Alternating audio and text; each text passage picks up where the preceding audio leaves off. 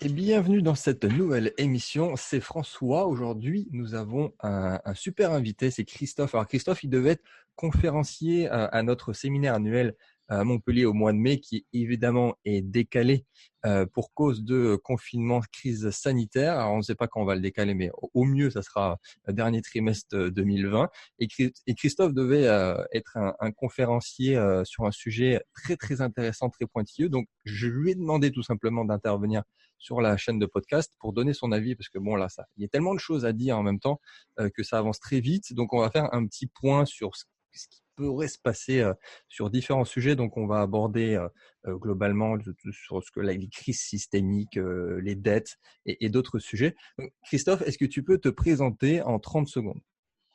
Oui, bonjour François et je te remercie pour cette invitation. Voilà, donc Christophe Lefebvre, en effet, je suis consultant auprès des entreprises, d'accord, puisque en fait, j'interviens notamment dans la gestion des risques des entreprises, même si ça ne s'arrête pas là, puisqu'on travaille également sur le développement de ces dernières. Dans le même temps, j'interviens, je suis enseignant dans l'enseignement supérieur, autant à l'université d'Aix-Marseille au Master Finance, puisque je travaille sur la régulation financière et bancaire internationale. Et je suis rattaché également, sans y aller très très souvent, au laboratoire de droit privé de sciences criminelles sur la faculté de droit de Montpellier. Et j'interviens un petit peu partout dans l'enseignement supérieur. Donc ça va être très large, hein. Ça va être la gestion, l'analyse financière, la finance, le droit des affaires, bien entendu. Ça va toucher également des thèmes assez, on va dire, spécialisés, hein, tels que la stratégie de rémunération pour les entreprises. Voilà, c'est très étendu. Et puis, forcément, le droit fiscal, puisqu'il en faut. Et tu sais que aujourd'hui, c'est quand même une question quand même qui est toujours d'actualité, peut-être même plus aujourd'hui que hier, puisqu'on le verra Oui. certainement, hein, les conséquences de la situation actuelle. Forcément, il y aura des conséquences en matière fiscale, ça j'en suis persuadé. Voilà. Sinon, mon parcours professionnel, ben, c'est simple, hein, j'ai travaillé en tant que juriste dans les transmissions d'entreprise, en cabinet d'avocat, Mhm. également dans les redressements judiciaires. J'étais directeur régional de banque, j'ai travaillé également comme directeur import-export, donc à l'international, notamment dans le secteur de l'industrie minérale. Voilà, puis j'en oublie encore. Bon, voilà, j'essaie Ok. vraiment. Bon, ça c'est du CV. Pour le coup, c'est ce que je vous disais. Là, on est dans la vraie expertise. Merci Christophe. Alors, est-ce que tu veux peut-être, voilà, pour commencer, faire un petit état de la situation actuelle? Alors, on va aller en profondeur, on va rentrer dans le détail dans différents sujets. Mais quelle serait pour toi, voilà, alors là, peut-être la première chose à dire, un particulier sur quelqu'un qui n'a pas beaucoup de connaissances, tu vois, pour dire, faire un état de ce qu'il faudrait faire, de ce qu'il faudrait pas faire. Oui, alors peut-être ce qu'il faudrait faire par rapport à la situation actuelle. Moi, je m'inquiète un petit peu. Pourquoi? Parce qu'aujourd'hui, bon, on avait des États qui étaient déjà très endettés, d'accord? Plus qu'endettés, on le sait, la France, par exemple, a perdu, devant ses agences de notation, a perdu son triple A et est passé en double A. Bon, sans que ça soit alarmiste pour la France, malgré tout, le poids de la dette du pays fait que les marges de manœuvre de notre État sur les entreprises, les marges sont relativement limitées. Hmm. C'est-à-dire ce qu'on a vécu en 2008, et tant qu'on viendra, en 2008, l'État avait encore une marge de manœuvre, hein, pour s'endetter et pour Oui, bien pouvoir sûr. soutenir au moins partiellement son économie. Bon, en même temps, on n'est pas dans une économie fermée, donc forcément, il faut aussi tenir compte de tous les paramètres externes. Donc, il faut composer avec tout ça. Aujourd'hui, la France, ben, elle est à, je crois, 2443 milliards. Alors, avant la crise sanitaire, 2443 milliards d'endettement. Euh, il est fort possible qu'on prenne peut-être quelques centaines de milliards supplémentaires si je devais arrêter le compteur aujourd'hui. Je ne sais pas exactement. Il n'empêche que le poids de la dette s'aggrave, s'alourdit, et donc c'est pas sans conséquence sur le soutien des entreprises. Donc sur quoi peut s'appuyer l'État? Pardon, c'est peut-être s'appuyer sur sa banque centrale, la Banque Centrale Européenne, pardon, qui aujourd'hui injecte des liquidités, histoire de rassurer tout le monde. On le voit d'ailleurs, les investisseurs sont sensibles aux actions des banques centrales, euh, autant aux États-Unis que au Japon ce matin, et aussi en Europe. Bon, le fait d'injecter de la liquidité, c'est, comme je le disais à l'instant, c'est histoire de rassurer les investisseurs. Pour autant, on est en dehors de toute orthodoxie financière. Hein. Oui. J'injecte de la monnaie. Moi, j'appelle ça, excusez-moi, j'appelle ça de la fausse monnaie. C'est du quantitative easing, hein, c'est de la fausse monnaie, c'est-à-dire qu'elle est en inadéquation par rapport à la richesse produite. C'est tout à fait Donc, ça, oui. Alors, en plus, c'est clairement un truc qu'on voit passer partout dans les médias, que le grand public est obligé de l'avoir vu, mais il comprend pas du tout ce que ça représente. voilà, donc ces milliards-là, il faut qu'à un moment ils circulent, voilà, avec le risque majeur à un moment de grimper en hyperinflation. Ça, on verra plus tard, mais ça fait partie. Moi, je suis dans la gestion des risques, comme je te disais de façon préliminaire. Je suis dans la gestion des risques. Bon, pour moi, il s'agit d'un risque, au-delà du risque de surendettement des États. Voilà, ça c'est ce qu'on pouvait dire euh, pour l'instant. Euh, Ouais, surtout qu'en plus, c'est une très mauvaise idée à long terme. Ça peut résoudre le problème à court terme, sauf qu'à oui, à long terme, on sait très bien que c'est pas de l'argent qu'on va, c'est pas, ça part pas du compte en banque de l'État vers les particuliers ou les professionnels. C'est vraiment, c'est de l'endettement aux générations futures. C'est à oui, soi-même dans le futur ou à nos enfants. Donc, ça sera à eux, à la limite, de trouver la solution à ce problème. absolument. Puisque l'endettement, depuis cet endettement qu'on connaît, alors du moins aux États-Unis, c'est depuis 1913, on s'endette devant les banques commerciales. En Uh-huh. France, c'est depuis la loi du 3 janvier 73. Je crois qu'on a repris d'ailleurs dans le traité de Lisbonne à l'article 124. Cette, cette, cet endettement, c'est ni plus ni moins de l'impôt différé. De l'impôt différé, donc forcément, Hmm. c'est du pouvoir d'achat en moins pour plus tard. Alors déjà qu'on a eu les gilets jaunes en début de mandature euh, d'Emmanuel Macron, euh, aujourd'hui tout s'est arrêté, d'accord. On est en période de confinement. J'imagine que malgré tout, l'État n'aura pas d'autre choix que d'ajouter des points de tension fiscale derrière, Hmm. histoire de contenir cette fameuse dette. D'ailleurs, je tiens à préciser quand même que l'intérêt cumulé de la dette, il est quand même des trois quarts de la dette actuelle. Donc c'est quand même pas rien. Voilà. Donc imaginez les choses. Enfin, moi, pour l'instant, j'ai fait mes courbes. Je, on ne voit pas la dette reculer. Elle n'a pas c'est pas une courbe de régression linéaire. Hein, c'est pas un logarithme népérien. On n'est pas sur quelque chose qui a tendance à diminuer. C'est plutôt euh, une tendance qui a plutôt on la voit s'accélérer en fait cette courbe. Hein. D'accord, ok. C'est-à-dire qu'il est difficile de se dire demain comment je vais rembourser ça. Alors il y a une solution pour les États. Je prends l'exemple de la France. Hein. L'exemple de la France, les Français détiennent à peu près 3 700 milliards d'euros d'avoir financier. Bon, 3 700 milliards, c'est une évaluation quand tout va bien. En plus, je tiens à le dire, Ouais. c'est pas l'évaluation peut-être quand tout va mal.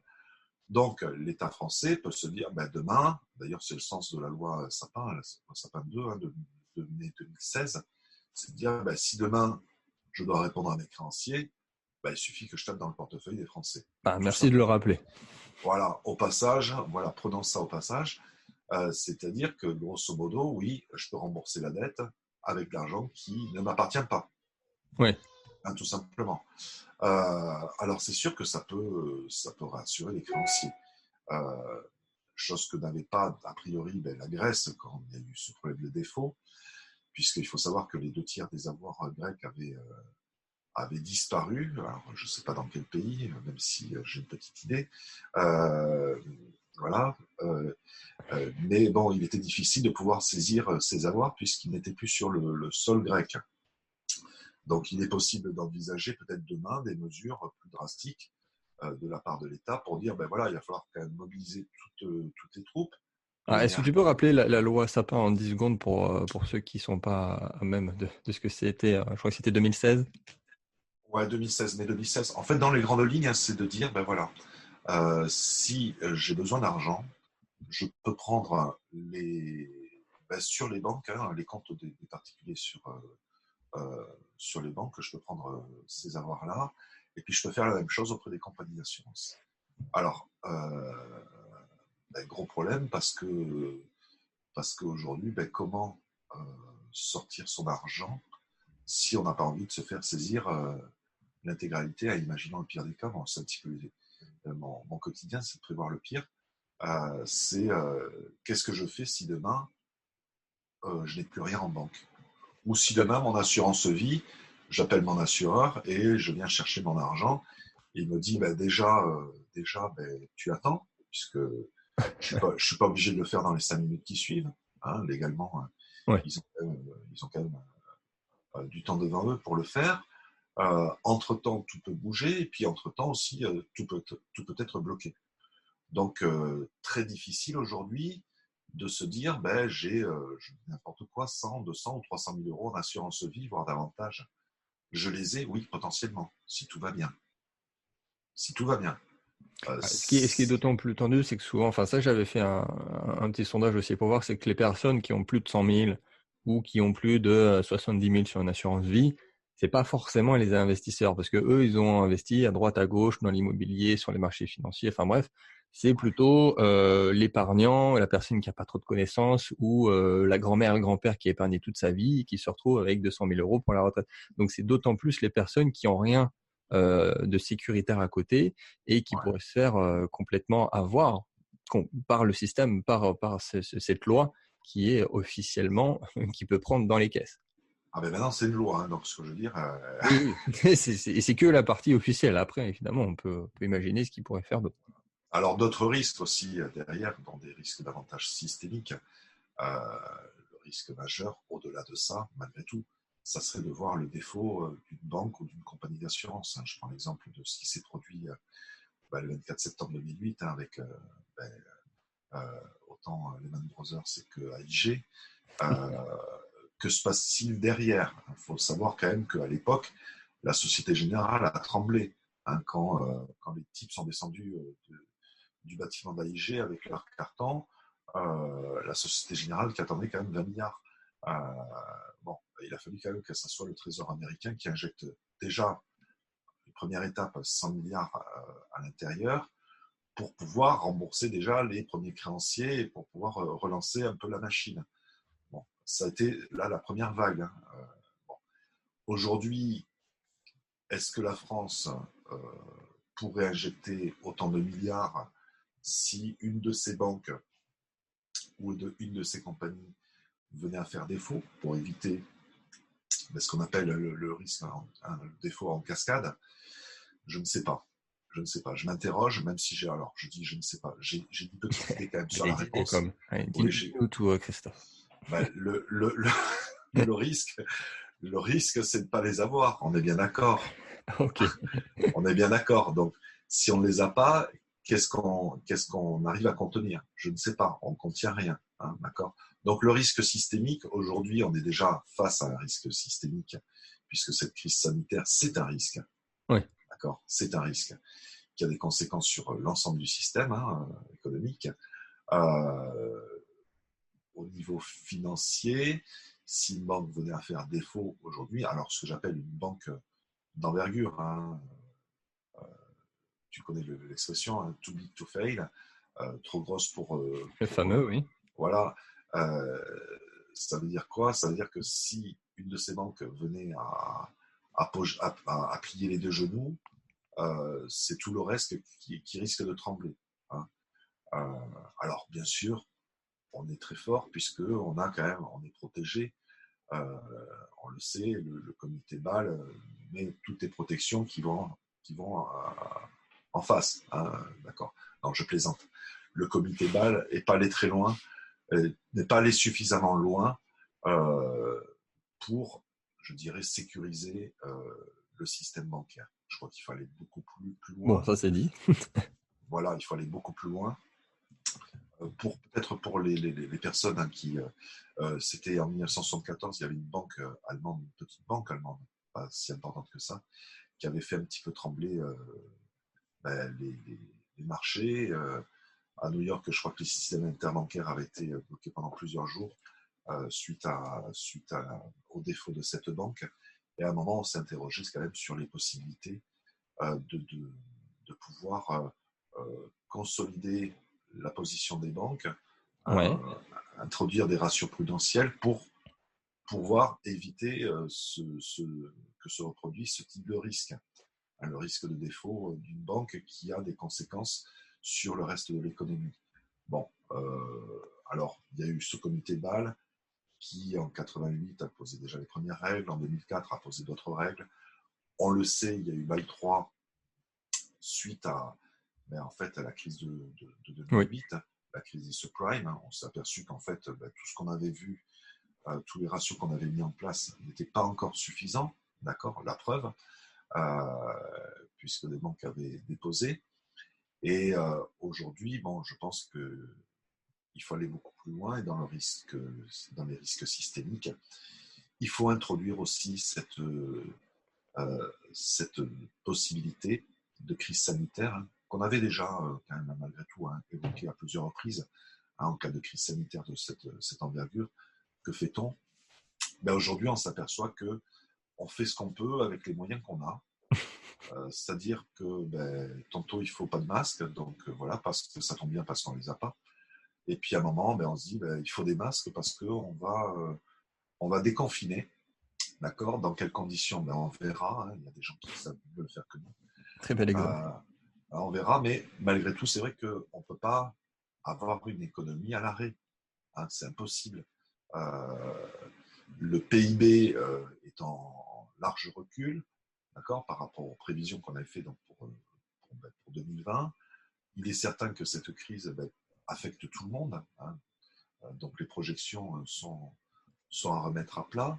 Euh, donc bon, ces anticipations, elles sont remaniées tous les jours. On voit bien que certains annoncent quand même un repli de 8 ou 8%, ou j'en sais rien. Sympa. On verra quelles sont les conséquences. Bon, il n'empêche qu'on est dans une crise de système et qu'il va falloir en tirer les leçons. Et pour en tirer, pardon. Alors justement, une crise systémique bancaire, qu'est-ce que ça pourrait engendrer? Enfin, quel serait potentiellement un scénario envisageable là? Parce que je te pose la question parce que ça doit être la question que j'ai le plus. Alors, je vais te donner les deux questions que j'ai le plus souvent parce que j'ai pas mal d'investisseurs immobiliers par exemple qui me suivent ou tout simplement des personnes qui sont conscientes de ce qui pourrait arriver par rapport à leurs finances personnelles. C'est qu'est-ce qui peut arriver, voilà, si j'ai un crédit en banque ou si potentiellement je veux en faire un, quel serait dans les années à venir le futur potentiel de financement, du crédit, et qu'est-ce qui va se passer, voilà, si j'ai fait des choses avec la banque, avec le levier bancaire. Et deuxièmement, alors pas forcément d'un point de vue là immobilier, mais si j'ai des euros en banque, si j'ai mes sous en banque, même sans parler de la loi Sapin, mais de qu'est-ce qui pourrait se passer si ma banque fait faillite. Alors déjà, je vais répondre à la première question. Crédit immobilier aujourd'hui, alors moi personnellement, j'entends pour certains de mes clients, c'est très difficile. Ouais, Parce que les banques ont un mot d'ordre, c'est de soutenir d'abord les entreprises. bien sûr, c'est Alors, la priorité. voilà, il faut savoir que les gens qui travaillent dans les banques sont comme toi et moi, ils ont que deux mains, d'accord? Une seule tête. Oui, Et ce que je veux dire, à partir du moment où on ne développe pas les effectifs dans les banques, d'accord? Eh bien, je ne vois pas comment les banques pourraient répondre à toutes les demandes. Là, c'est déjà un premier constat, c'est de voir où sont les limites. Les limites, c'est simplement qu'il n'y a pas assez de monde en face. OK. Les crédits immobiliers, on verra surtout, là, je pense que si quelqu'un veut se lancer dans un crédit immobilier, il peut toujours tenter. Alors, on arrive à voir les banquiers, ils te le disent. Ils te disent, voilà, on est complètement dépassé, submergé, on le fera quand on pourra. Bon, voilà, c'est ouais, je très confirme. difficile. Voilà, donc, très difficile aujourd'hui de signer un compromis de vente en s'engageant sur une durée de 3 mois. Je pense que le plus prudent, c'est peut-être de doubler la durée du compromis Pourquoi? Ben parce que les banquiers, ils font ce qu'ils peuvent. Ils font ce qu'ils peuvent avec les moyens qu'on leur donne. D'accord? Et ce n'est pas de la mauvaise volonté de leur part. Hein. J'insiste bien là-dessus, ce n'est pas de la mauvaise volonté de leur part. C'est que les conseillers sont tout simplement dans une configuration où ils traitent tout, mais avec le même effectif et parfois même avec moins d'effectifs en agence. Voilà. Ça, c'est une première chose.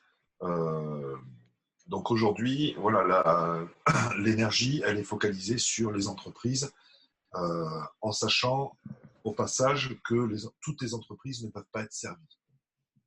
Donc, il y aura une sélection naturelle qui se fera. Oui, donc tu es en train de me dire que c'est un modèle darwinien quand même là. Ben, ce que je veux dire par là, c'est que s'il y a 50 000 dossiers et qu'il y a 10 bonhommes qui s'occupent de traiter ces dossiers, bon, ben, on est bien d'accord que le 50 millième, s'il faut, ça sera dans 3 à 6 mois, j'en sais rien. Hein, voilà. Donc, ce que je veux dire par là, le temps étant un facteur clé dans la gestion d'une entreprise, on le sait tous très bien, bon, ben, ça veut dire que, très simplement, ça sera de la sélection naturelle, tout simplement. Hein. Chacun ne sera pas servi en temps et en heure comme son voisin. Ça, c'est une première chose. Ensuite, deuxième question, une banque dépose le bilan. Bien, Oui. ben, la nature ayant horreur du vide, j'imagine que cette banque, je l'espère, sera rachetée. D'accord? Pourquoi? Parce qu'il y a des encours de crédit et que donc ce sont des créances et que pour qu'il y ait une destruction, puisqu'en fait, dès qu'on fait un crédit, on fait de la création monétaire. Pour qu'il y ait un équilibre comptable et qu'il y ait une destruction de cette valeur, ben, très simplement, il faut que les gens remboursent leur crédit. D'accord? Remboursent leur crédit. Donc, il faudrait que, en cas dépôt de bilan, il y ait une structure qui rachète cette banque, du moins c'est l'intégralité, avec notamment ses encours de crédit, ben, pour pouvoir, in fine, pouvoir rééquilibrer comptablement cette création et cette destruction de valeur. Après, comment ça se passe, j'en sais rien. Je ne sais pas honnêtement comment ça peut se produire, puisque comme dans tout dépôt de bilan, alors je t'en parle pourquoi? Parce que j'ai travaillé dans les procédures collectives, donc je peux en Oui. parler avec beaucoup d'aisance. Il y a un certain délai, d'accord? Il y a un certain délai où ben, il y a des créanciers qui doivent déclarer leurs créances, tout simplement. Il y a un délai de présentation de l'état des créances auprès du juge commissaire. Il y a des procédures. Bon, après, tout ça est réglementé de façon plus fine, hein, en matière bancaire. Mais ce que je veux dire par là, malgré tout, les grandes lignes sont là. Donc, comment aller chercher ces avoirs dans une banque qui ne fonctionne plus? Telle est la question. Là, il faudra m'expliquer, peut-être avec un pied de biche pour ouvrir la porte, je ne sais pas. Et Merci, encore, bonne solution. vous ne trouverez rien dans la banque, puisque, ben, vous le savez, hein, aujourd'hui, une banque, il n'y a pas d'espèce déjà, où il y en a très très peu. Ce sont ni plus ni moins des écritures. Donc, voilà. Donc là, on est face à une situation, même si l'État te garantit 100 000 euros, hein, sur ta banque, ouais, très bien. Dans quel délai l'État peut répondre à ça? D'accord. Ça, je pose la question parce que je n'ai pas la réponse non plus. Mais enfin, ça fait partie des risques que moi j'intègre.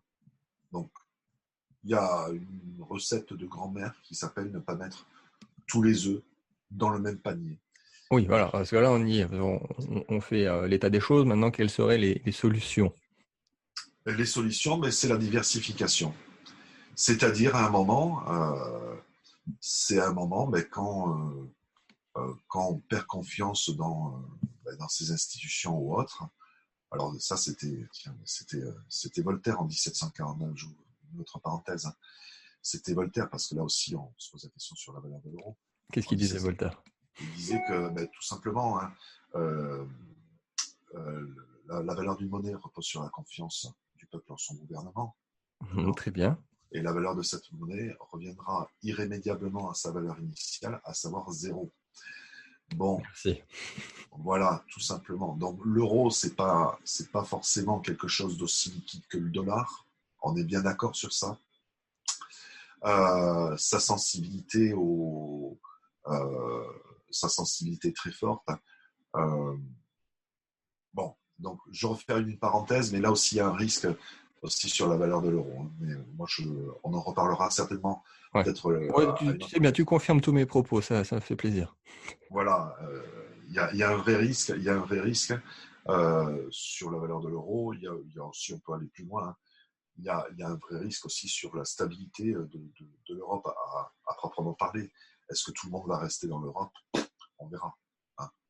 Euh, déjà, on a un gros candidat qui a émis sa volonté de sortir.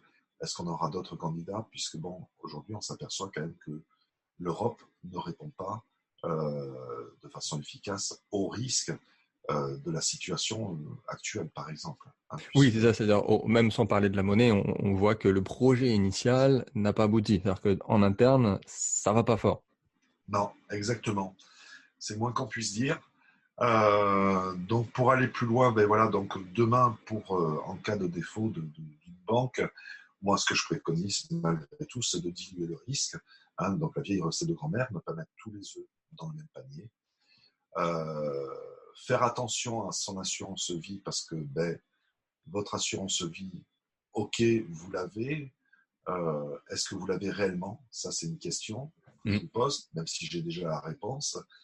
Et si demain, on a une troisième vague hein, où les marchés s'effondrent ou quoi que ce soit, parce que bon, généralement, ça se fait en 3 temps. Hein. Euh, si les marchés s'effondrent, si l'économie ne répond plus, euh, que se produit-il? Comment je récupère mon argent? Est-ce que mon assureur peut me rembourser tout dans les 5 minutes? Bon, tout ça sont des questions que je pose de façon innocente, mais j'ai déjà la réponse, vous le savez Oui. vous-même. Voilà, donc l'idée aujourd'hui, c'est de diluer le risque. Diluer le risque.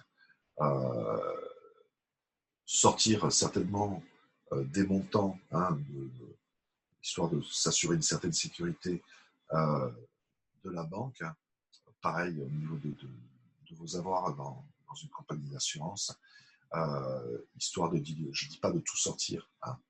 Je dis simplement au cas où en mettre une bonne partie ailleurs. Voilà, tout simplement. Ok, et c'est où ailleurs? Est-ce que tu veux parler de... Alors, ok, diversifier. On va Alors, où? Alors, pas forcément le comment, parce que ça, on va dire que on trouve toujours comment, dès qu'on sait où aller. Mais sur quoi, sur quel actif, sur quelle valeur, dis-nous tout. moi, personnellement, je suis assez friand de ces fameuses crypto-monnaies et je pense que, et là c'est toi l'expert, hein, je pense que c'est une possibilité qui me paraît judicieuse, hein, tout simplement. Donc Ok. avoir une Mais stratégie. ça fait aussi, enfin, sans même parler de ce que je peux proposer, mais tu as un profil comme toi, avec un parcours comme le tien, qui a eu l'éducation comme la tienne, et friand, et pro crypto actif, pro blockchain, et de tout ce qui en suit par la philosophie et par la technologie, j'imagine aussi. Oui, oui, tout à fait, ouais, exactement. Moi, à mon sens, c'est une porte de sortie rassurante. Voilà. Euh, pourquoi? Parce que je confirme tout ce qui précède. Pourquoi? Parce que les risques, aujourd'hui, ne sont pas couverts. Hein. Tout ce qu'on a évoqué précédemment, on s'aperçoit que l'ensemble des risques que j'ai recensés ne sont pas couverts. Donc, il faut pouvoir aller ailleurs et pouvoir assurer ses arrières différemment. Tout simplement. Tout simplement. Et au final, les propos de Voltaire, c'est quasiment les fondamentaux du Bitcoin. C'est-à-dire que c'est la monnaie du peuple avec la vraie valeur de la confiance qui est apportée par la technologie sous-jacente qui est la blockchain, mais c'est la valeur de la confiance, c'est le Bitcoin. Mais c'est Voltaire. C'est la confiance, c'est vraiment le terme. Aujourd'hui, est-ce que j'ai confiance ou non dans le système dans lequel j'évolue? euh, Écoutez, moi, si tu veux, déjà, je m'aperçois que l'accord de libre-échange qui a été signé dans les années 80, hein, voilà où ça nous mène. Alors déjà, au niveau industriel, c'est quand même 2,5 millions d'emplois industriels en France qui ont été détruits. D'accord. On a voulu appliquer du Ricardo, mais au niveau international, ça ne marche pas comme ça. On peut pas on peut pas faire la spécialisation des tâches, je trouve, à l'international. Il faut quand même s'assurer un minimum de sécurité dans ses propres murs, hein, dans son propre pays ou voilà, au sein de l'Europe. Les médicaments, hein, je vois aujourd'hui, les médicaments, en fait, tout simplement, les matières premières pour réaliser, pour fabriquer ces médicaments se trouvent soit en Chine, soit en Inde. Oui. Ce que je veux dire par là, c'est qu'en fait, on a multiplié les risques. On les a multipliés. On ne les a pas réduits. En voulant gagner quelque chose, on a perdu l'essentiel. On a perdu l'indépendance et on a accru notre vulnérabilité. Voilà, tout simplement. Il en est de même pour la monnaie. D'accord ? Ouais. Pour limiter son risque, c'est réduire sa dépendance. C'est la diminuer au maximum.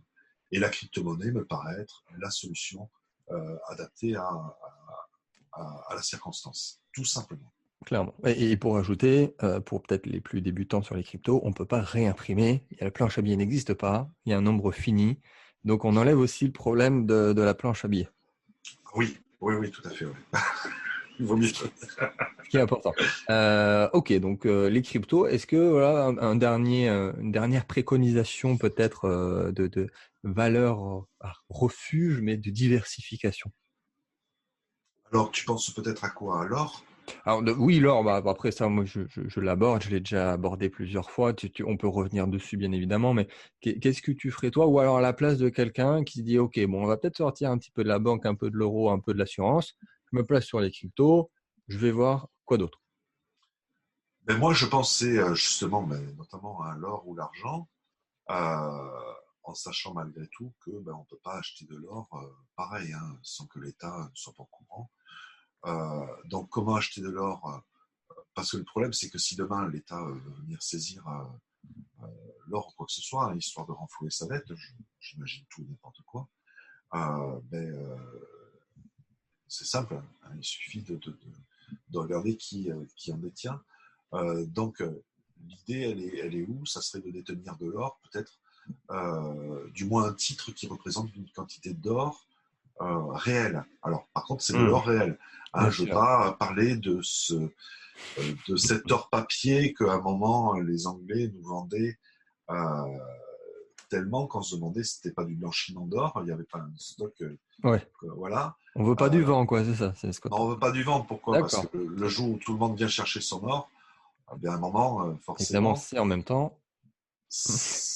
oui, en même temps, on va dire, écoutez, voilà, on a servi les premiers, maintenant, votre papier, écoutez, vous en faites ce que vous voulez, je vais rester poli, vous en faites ce que vous voulez, mais ça vaut pas plus cher, hein, ça vaut pas plus cher. Donc, il vaut mieux, pareil, acheter un titre représentant une quantité d'or, mais cette quantité d'or doit être physiquement existante, d'accord? Il faut qu'il y ait un véritable adossement. Donc là, pareil, je pense que l'ingénierie permet d'aller jusque-là. Et tout simplement, moi, pareil, je me dis que la solution puisque l'or, ça reste une valeur refuge, c'est peut-être l'avoir sous forme dématérialisée, mais que derrière, si j'appelle cet or, il est en capacité de me venir dans les mains. Oui, c'est du Tout vrai. simplement. C'est du vrai, C'est du vrai. exactement. Exactement. Donc là, forcément, c'est pouvoir avoir un papier qui représente un lingot, hein, ou une quantité, peu importe, mais qui est réel, voilà, et qui vous appartienne. Hein. Cette quantité, voilà, il faut qu'elle vous appartienne, tout simplement. Voilà. Moi, c'est la solution. Après, en investissement, oui, je parlais de l'argent. Voilà. Après, on a comme investissement, il y en a plein d'autres hein, d'investissements possibles. Il y a le lithium, le palladium, la platine. Le platine, il y a plein de matières comme ça qui, qui peuvent servir d'investissement. Bon, voilà.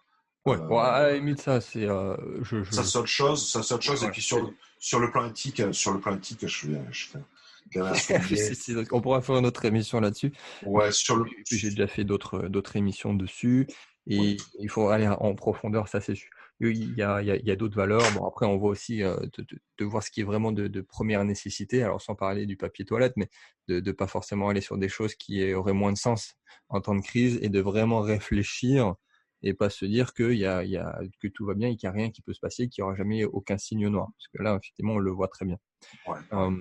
Ok, bah si vous voulez aller un peu plus en profondeur, vous avez toujours mon dernier programme, ça vous pouvez aller chercher dans la description pour vraiment, là pour le coup, c'est clairement ce que Christophe dit. Donc si vous voulez savoir le comment et avoir la réponse à vos questions, c'est là. Et alors, il y a une question que je pose à tout le monde, Christophe, quel que soit le profil. Là, on va voir intéressant par rapport à toi, à ta façon de penser, ton état d'esprit. Ouais. C'est qu'est-ce que tu crois être vrai et que tout le monde croit être faux.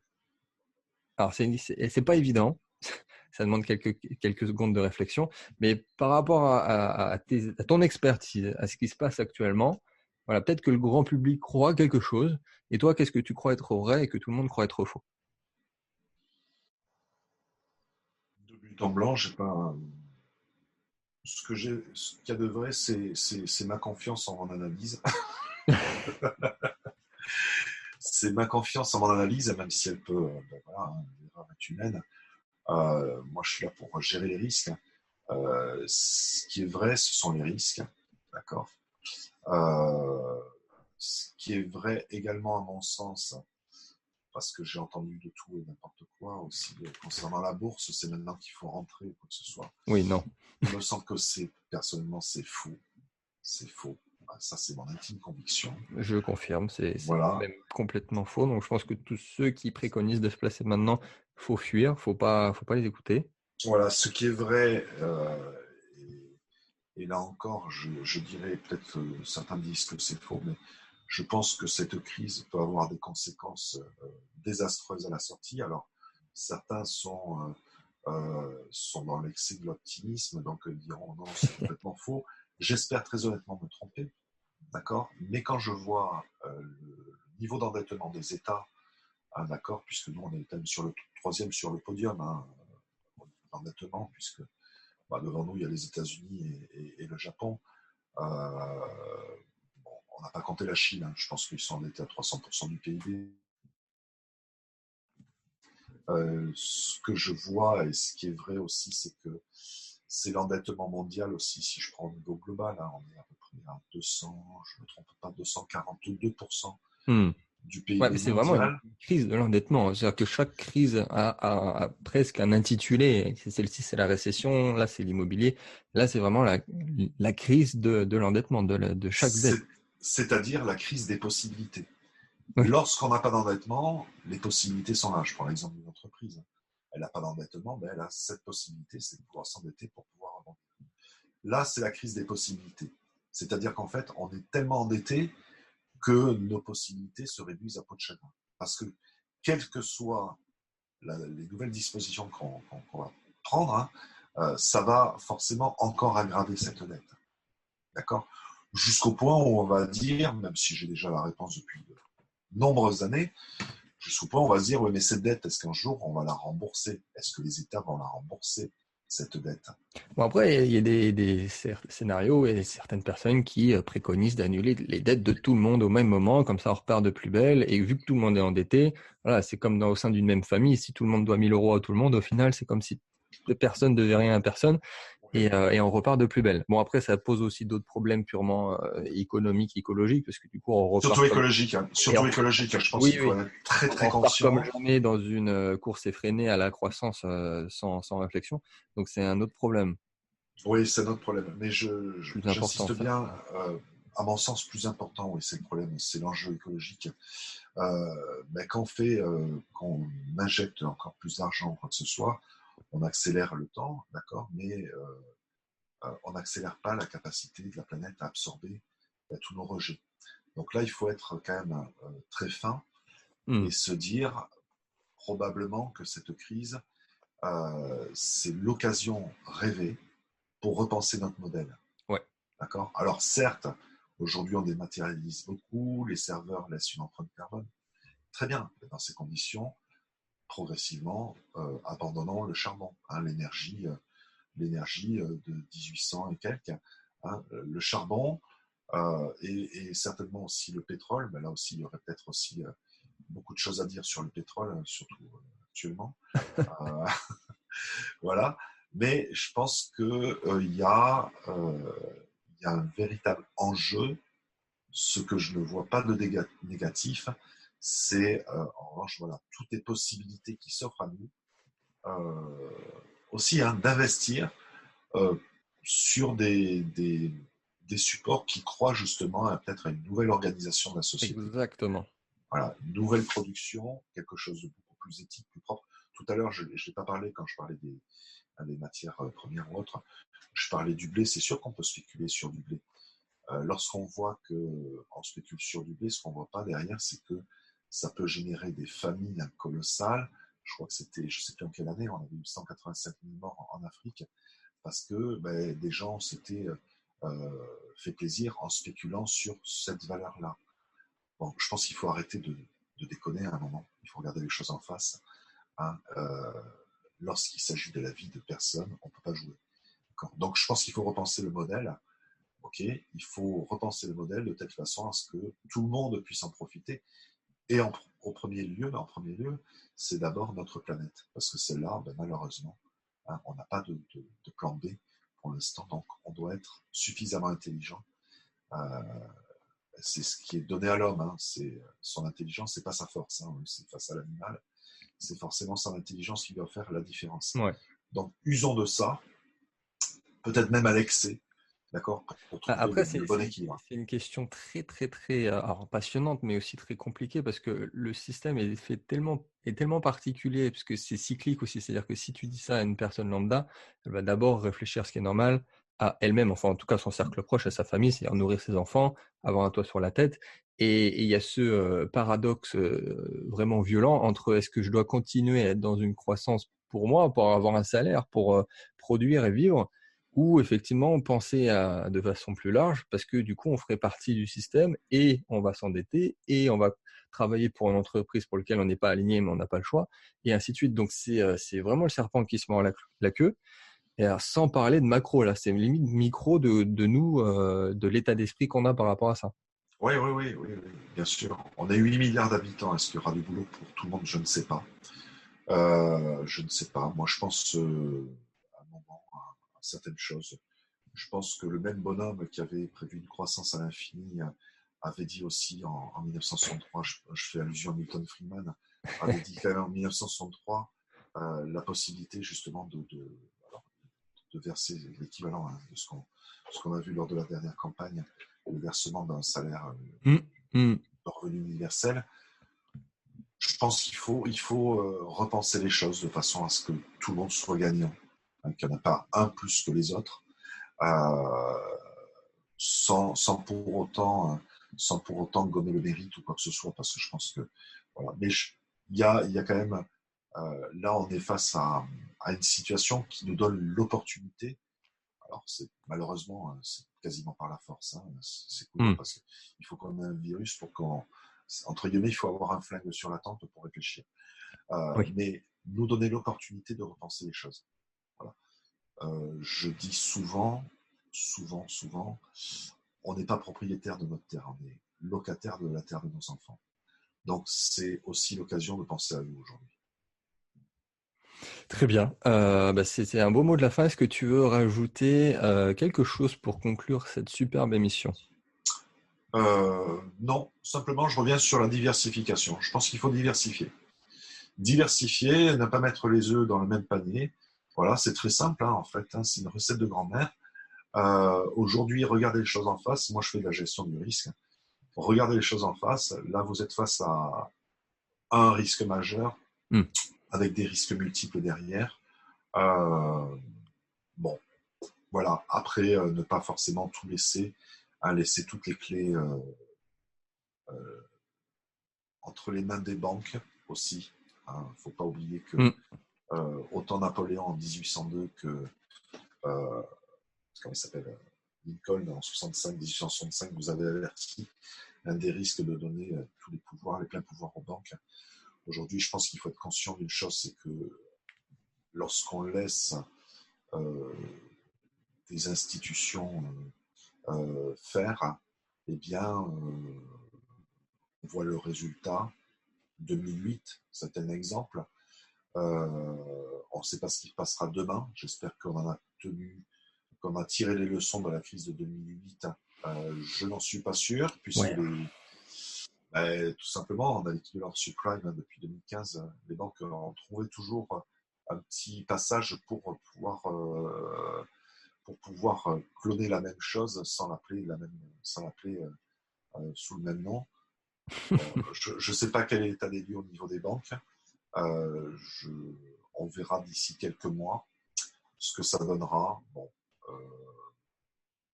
donc le mot de la fin, c'est diversifier. Voilà, diversifier.